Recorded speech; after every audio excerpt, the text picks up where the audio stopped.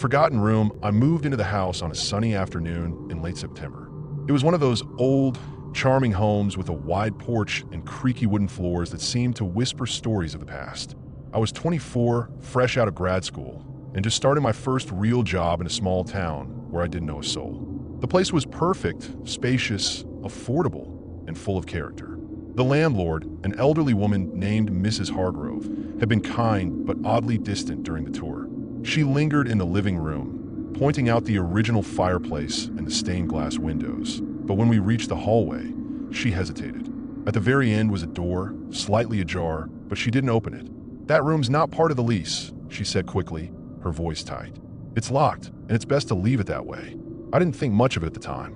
After all, the rest of the house was more than enough for me. The first few weeks were uneventful. I spent my days settling into my new routine and my nights exploring the quirks of the house. The way the floorboards groaned underfoot, the faint smell of lavender that seemed to linger in the air, and the way the sunlight filtered through the dusty windows in the morning. But there was always that door at the end of the hall. It was always closed, always locked. I never saw Mrs. Hargrove go near it, and I never heard a sound coming from inside. Curiosity got the better of me one evening, and I tried the handle. It didn't budge. I knocked lightly, half expecting someone to answer, but there was only silence. That's when I noticed something strange. The air around the door felt colder, like a draft was seeping through the cracks. I told myself it was just my imagination, but deep down, I knew something wasn't right. To be why the third week, I couldn't shake the feeling that the house was watching me. It wasn't anything obvious, just little things, like the way the shadows seemed to stretch longer than they should, or the faint sound of footsteps upstairs when I knew I was alone. I tried to brush it off, blaming it on the house's age and my overactive imagination. But then there was the door. It started to feel like it was calling to me, like it wanted me to notice it. One night, after a few too many glasses of wine, I decided to confront Mrs. Hargrove. I called her and casually brought up the locked room, asking if it was used for storage or something. There was a long pause on the other end of the line before she finally spoke. "That room hasn't been opened in years," she said, her voice trembling slightly. "It's best to leave it alone." Her tone made my skin crawl, but it only made me more determined to find out what was inside. The next morning, I woke up with a plan. I found an old set of lock-picking tools online and spent hours practicing on the bathroom door until I finally got the hang of it. By the time I stood in front of the locked room that evening, my hands were shaking. The air around the door was icy, and I could see my breath in the dim light of the hallway. It took me a few tries, but eventually I heard the click of the lock giving way. My heart was pounding as I pushed the door open, and the smell hit me first: dust, mildew, and something else I couldn't quite place. The room was dark, but I could make out the shapes of old furniture covered in sheets, like ghosts frozen in time. I stepped inside, my flashlight cutting through the darkness, and that's when I saw the wall. The wall was covered in scratches, deep, jagged lines that seemed to have been carved with something sharp. At first, I thought it was just random vandalism, but as I moved closer, I realized there was a pattern to the chaos.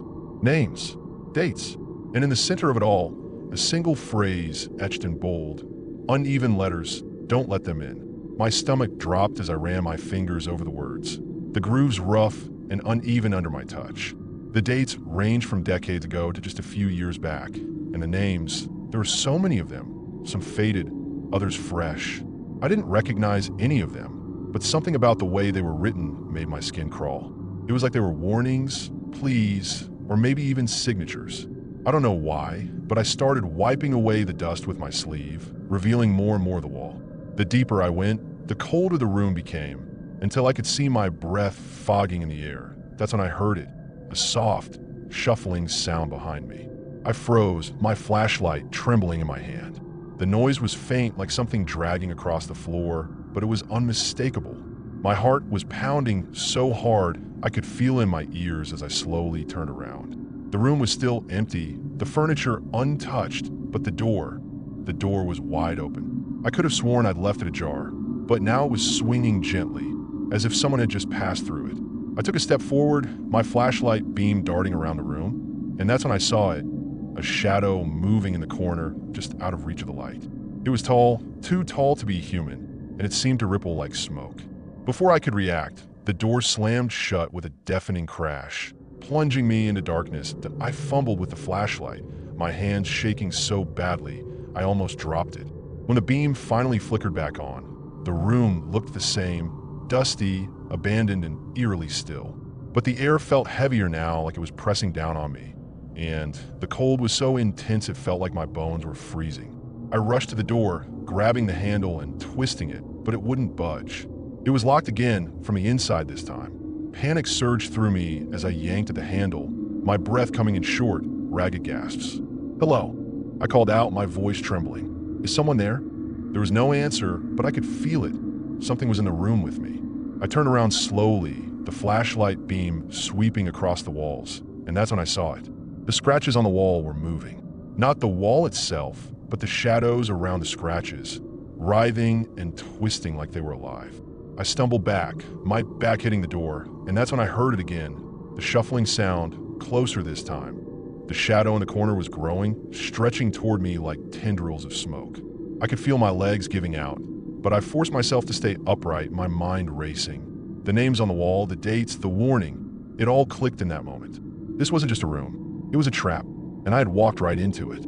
The shadow was almost on me now, and I could see shapes forming within it, faces twisted and grotesque, their mouths open in silent screams. I don't know how I did it, but I managed to pull out my phone and shine its light toward the shadow. It recoiled, hissing like steam, and for a split second I saw the door handle turn. I didn't think, I just moved, throwing myself at the door and bursting into the hallway. I didn't stop running until I was outside, the cold night air hitting my face like a slap. I spent the rest of the night in my car, too terrified to go back inside. My mind was racing, trying to make sense of what had just happened. The shadow, the faces, the moving scratches on the wall. It all felt like a nightmare, but I knew it was real.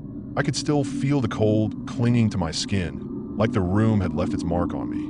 When the sun finally rose, I forced myself to go back inside. The house looked normal, almost peaceful in the morning light. But the door at the end of the hall was closed again, and I didn't dare go near it. I called Mrs. Hargrove, demanding answers, but she refused to come over. "I told you not to go in there," she said, her voice shaking. "Now you've let them out." Before I could ask what she meant, she hung up. I tried calling back, but she didn't answer. Over the next few days, strange things started happening. Objects would move on their own, doors would slam shut, and at night, I could hear whispers coming from the hallway. The worst part was the shadows. They seemed to follow me, always just out of the corner of my eye, growing larger and darker every day. I tried to ignore it, telling myself it was just my imagination, but deep down I knew the truth. Whatever was in that room, it wasn't staying there anymore. I thought about leaving, just packing up and getting as far away from that house as possible, but something kept me there. Maybe it was curiosity, or maybe it was fear, but I needed to know what I was dealing with. So I did the only thing I could think of. I went back to the room. This time I didn't go in alone. I brought a friend, someone who didn't believe a word of what I told him, but agreed to come anyway. "You're losing it, man," he said, laughing as we stood in front of the door. But his smile faded when I opened it and he saw the wall. "What the hell is this?" he muttered, stepping inside. The room was just as I'd left it, dusty, cold, and covered in those unsettling scratches. I pointed to the names and the warning, explaining what had happened the last time I was here. He didn't say much, just stared at the wall, his face pale. That's when we heard it, the shuffling sound, faint but unmistakable. My friend froze, his eyes darting to the corner where the shadow had been. "We need to get out of here," he whispered, but before we could move, the door slammed shut. The room went dark, and the temperature dropped so suddenly it felt like we'd been plunged into ice water. My friend fumbled for his phone, turning on the flashlight, but the beam barely cut through the thick darkness. The scratches on the wall were moving again, the shadows around them writhing and twisting like they were alive. And then we saw it, the shadow, taller and darker than before, rising from the corner. My friend screamed, dropping his phone, and the room was plunged into darkness again. I could hear him struggling, his breaths coming in panicked gasps, but I couldn't see him. The shadow was everywhere, pressing in on us, and I could feel it cold, wet, and suffocating. I don't know how we got out, but somehow we made it to the door and stumbled into the hallway. My friend didn't say a word. He just left and never came back. After that night, I couldn't stay in the house anymore.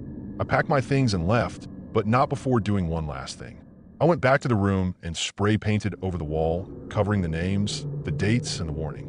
I don't know why I did it. Maybe I thought it would help, or maybe I just want to feel like I had some control over the situation.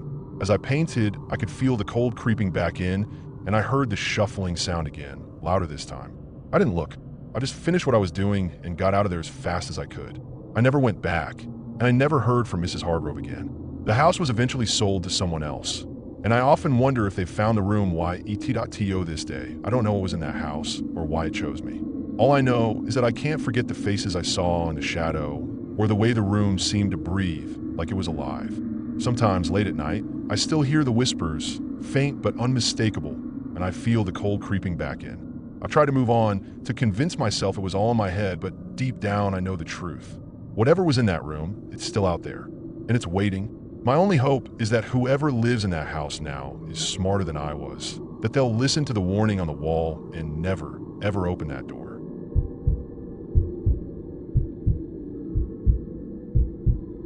The noisy neighbors. I live alone in a small apartment, the kind where you can hear everything your neighbors do. For the first few months, everything was normal. But then, around 10 p.m. every night, I started hearing strange sounds coming from the apartment next door. At first, it was just heavy footsteps like someone pacing back and forth. I figured it was probably just the people next door being a little too loud or maybe rearranging their furniture. But after a few nights of this, I started hearing things I couldn't ignore. The footsteps turned into loud bangs, like furniture being thrown around.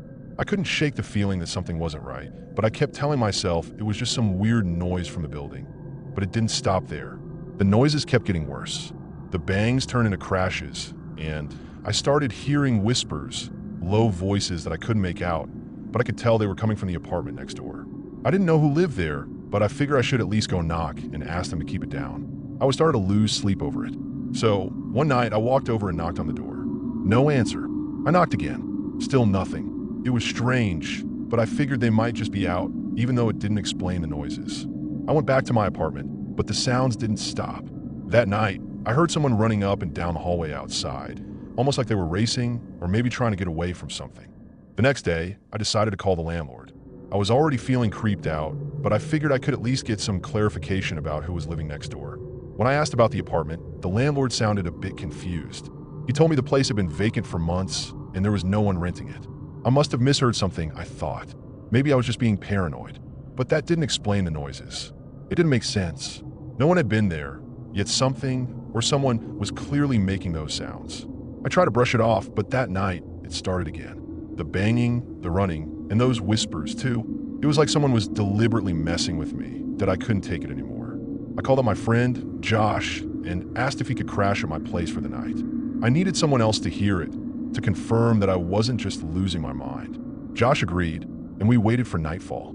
It wasn't long before the noises started again. Louder this time, almost frantic.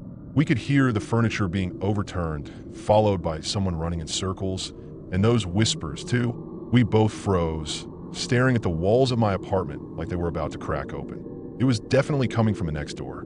No doubt about it.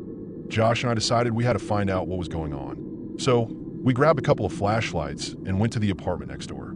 I had never been so nervous in my life. When we got there, we tried the doorknob, locked. No surprise there. But then something caught my eye. The door frame looked strange. There was a gap between the door and the wall that didn't seem right, like it had been wedged shut. We decided to take a look through the peephole. That's when it hit me. Everything was dark inside, but I swear I saw shadows moving. Like someone was standing just out of view. My heart raced. I felt like I was going to be sick. Josh was ready to back out, but I told him we had to do this. We had to know that. We started banging on the door, shouting, but there was no response. I thought about calling the cops, but something told me I wouldn't get answers that way. I wasn't even sure I wanted the answers at that point. We decided to go back to my apartment, but as we turned to leave, we heard a soft, scratching noise coming from the other side of the door. I froze. Josh looked at me, his face pale, and whispered, "What the hell was that?" I didn't have an answer. I couldn't even move. The scratching kept going, slow and deliberate, like something or someone was trying to get out that we couldn't just leave. I felt like I was on the edge of losing my mind. Josh was visibly shaken, but I had to know what was behind that door.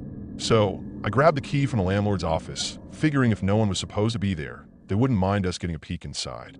My hand was shaking so badly that it took me a few tries to get the key into the lock. When it finally turned, I pushed the door open, and that's when things got really messed up. The apartment looked exactly how I'd expect an abandoned place to look, except there was one glaring detail. The room was completely spotless. No dust, no cobwebs. It was as if someone had cleaned it and left everything in perfect order, yet there was no sign that anyone had been there in months. As we stepped inside, the air felt thick, almost heavy, like it didn't belong to the rest of the building. My flashlight flickered as I moved it across the room, and that's when I noticed it. There were scratches on the walls, deep gouges that weren't there before. It almost looked like something or someone had tried to claw their way out. Then, in the corner of the room, I saw it. A chair was tipped over, and beside it, there was a small pile of what looked like old, discarded clothing. I couldn't explain it, but I had the distinct feeling we weren't alone, that we stepped further into the apartment, our footsteps echoing in the silence. I could feel my heart pounding in my chest. I don't know what I was expecting, but it definitely wasn't this. The room felt wrong, like it was holding its breath, waiting for something. As I moved deeper into the place, I noticed that every door was shut tight. There were no windows, and the place felt completely sealed off from the rest of the building. We tried to open a door leading to what I assumed was a bedroom, but it was locked. Something about the whole situation made me feel like we weren't supposed to be there, like there was some sort of unspoken rule about that apartment. But the worst part was the sound, the whispers. They were coming from inside the walls. Not from anyone around us, but from the walls themselves. Josh, who had been staying close behind me, whispered, "We need to get out of here." I agreed, but just as we turned to leave, I heard something else. The unmistakable sound of footsteps, slow and deliberate, coming from the hallway outside the apartment. My blood ran cold. I thought I was losing my mind. I'd heard those footsteps every night, but now they were real, too real. I grabbed Josh's arm and pulled him back toward the door. But as I opened it, something stopped me.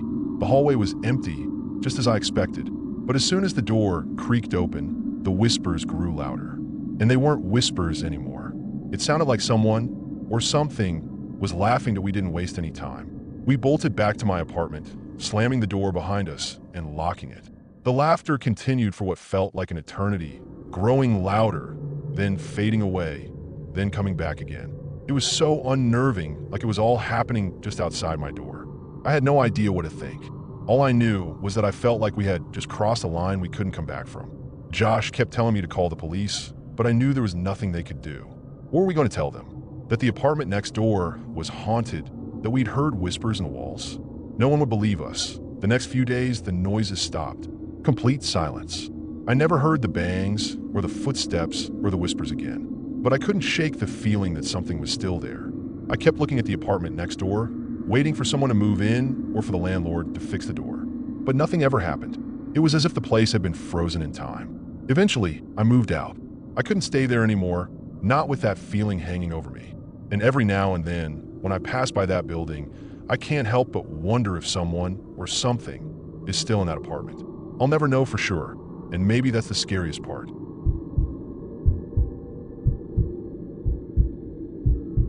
The phantom phone call was late October, and I was living alone in a small, two-bedroom house on the edge of town. The place was old, built in the 50s, and had that creaky, drafty charm that made you feel like you were living inside a history book. I moved in a few months earlier after a messy breakup, and honestly, I was still adjusting to the silence. No roommate, no pets, just me and the occasional hum of the refrigerator. I worked a 9 to 5 desk job, so my nights were pretty uneventful. Dinner, maybe a movie, then bed. That's why the phone call that night caught me so off guard at IT. Was around 11:30 p.m., and I was half asleep on the couch, some crime documentary playing in the background. The landline, yes, I still had one of those, rang sharply, jolting me awake. I frowned. Nobody called that number except telemarketers, and certainly not this late. I hesitated, then picked up. At first, there was nothing but silence, the kind that feels heavy, like it's pressing against your ears. Then I heard it, slow, deliberate breathing. It wasn't staticky or distant. It was clear, like whoever was on the other end was right there in the room with me. My stomach dropped. "Hello," I said, my voice shaky. No response, just that same rhythmic breathing. I hung up, my heart racing. "Weird," I muttered, trying to laugh it off. "Probably just a prank call, right?" The next night, I was more prepared, or so I thought. I convinced myself it was just some bored kid messing with people, but when the phone rang again at exactly the same time, my stomach twisted. This time, I let it ring a few times before picking up, half hoping it would stop. It didn't. I pressed the receiver to my ear, and there was again the breathing. But this time it was different. Underneath the breaths, I could hear something else, a whisper. It was faint, almost like the sound of wind through a crack, but I could just make out the words. Your door, it's not locked. My blood ran cold. I glanced at the front door, which was only a few feet away. It was locked. I checked it twice before sitting down. Who is this? I demanded, my voice louder than I intended. The whisper stopped, but the breathing continued, steady and unnerving. I slammed the phone down and unplugged it from the wall. Enough was enough. The next morning, I felt silly. It was just a prank, right? Someone trying to scare me. I plugged the phone back in and went about my day, pushing the calls to the back of my mind. But that night, as I lay in bed, my cell phone buzzed on the nightstand. I froze. It was the same number, the one that had called the landline. My hand shook as I answered. The breathing was there again, louder this time, and the whisper was clearer. You think you're safe, but I'm already inside. I dropped the phone like it had burned me. My eyes darted around the room, scanning the shadows. The house was silent, but I couldn't shake the feeling that I wasn't alone. I grabbed a baseball bat from the closet and checked every room, every closet, even under the beds. Nothing, but the fear didn't go away. Whoever, or whatever, was calling me new things they shouldn't. And they were getting closer. By the fourth night, I was a wreck. I hadn't slept properly in days, and every creak of the house made me jump. I'd unplugged the landline again, but the calls kept coming. This time, they were on my cell phone, no matter how many times I blocked the number. The voice on the other end was changing too. It wasn't just whispers anymore. It was sentences, clear and deliberate. You don't lock the windows, it said one night, and I nearly screamed. I'd forgotten to lock the window in the bathroom, something I never did. How could they know that? I bolted it shut, my hands trembling. The next call was worse. I can hear you breathing. That one made me freeze. It wasn't just the words, it was the voice. It sounded familiar, too familiar, but I couldn't place it. The fifth call was the breaking point. I was sitting in the kitchen, staring at my phone like it was a ticking bomb when it rang. I almost didn't answer, but something compelled me to. The breathing was there, as always, but this time, the voice wasn't whispering. It was speaking clearly, and I recognized it instantly. It was my voice. You're not safe, it said, and I felt like the floor had dropped out from under me. My own voice, cold and detached, was coming through the phone. I've been listening. I've been watching. You can't hide from me. I threw the phone across the room, my heart pounding so hard I thought it might burst. This wasn't a prank. This wasn't some random stranger. This was something else, something personal, and it was coming from inside my house that I couldn't take it anymore. I grabbed my phone, my hands still shaking, and called the police. They came quickly, but of course, they didn't find anything. No signs of forced entry, no hidden cameras, nothing. They suggested I change my number and maybe invest in a security system. I nodded along, but I knew it wouldn't help. This wasn't about someone breaking in. It was about someone already being inside. After they left, I sat on the couch, staring at the walls. The house felt different now, like it was watching me. I decided to trace the number myself. I used one of those reverse lookup apps, and after a few minutes, I had an address. It was close, too close. An abandoned building just a few blocks away. My stomach churned. Was someone there, watching me, calling me from that place? I had to know. The next day, I drove to the address. The building was an old factory, its windows shattered and its walls covered in graffiti.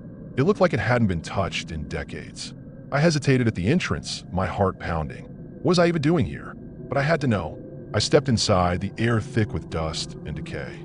The place was a maze of broken machinery and rotting wood, but I followed the sound of faint static, like a radio left on. It led me to a small room in the back, and there it was, an old rotary phone hooked up to a speaker system. The phone was connected to a series of wires that ran along the floor and up the wall. My stomach dropped. This wasn't just some random setup. It was deliberate. And then it hit me. The wires. They didn't stop at the wall. They disappeared into a hole, leading somewhere. Back toward my house. I followed the wires, my flashlight shaking in my hand. They snaked through the building, out a back door, and into a storm drain. My stomach turned as I realized where they were headed, straight toward my neighborhood. I ran back to my car, my mind racing. This wasn't just some creepy prank. This was planned, calculated. Someone had been watching me, listening to me, for who knows how long. And they've been doing it from inside my own house. I drove home in a daze, my hands gripping the wheel so tight my knuckles turned white. When I got there, I didn't even bother unlocking the door. I went straight to the basement, where the wires from the factory seemed to lead, The basement was dark and damp, the kind of place I avoided unless absolutely necessary. I flicked on the light, but it barely did anything to cut through the shadows. I followed the wall, my eyes scanning for anything out of place. And then I saw it, a small, almost invisible panel near the floor. I pried it open with a screwdriver, and there they were, the wires. They ran up through the wall, into the house. My heart was pounding so hard I could hear it in my ears.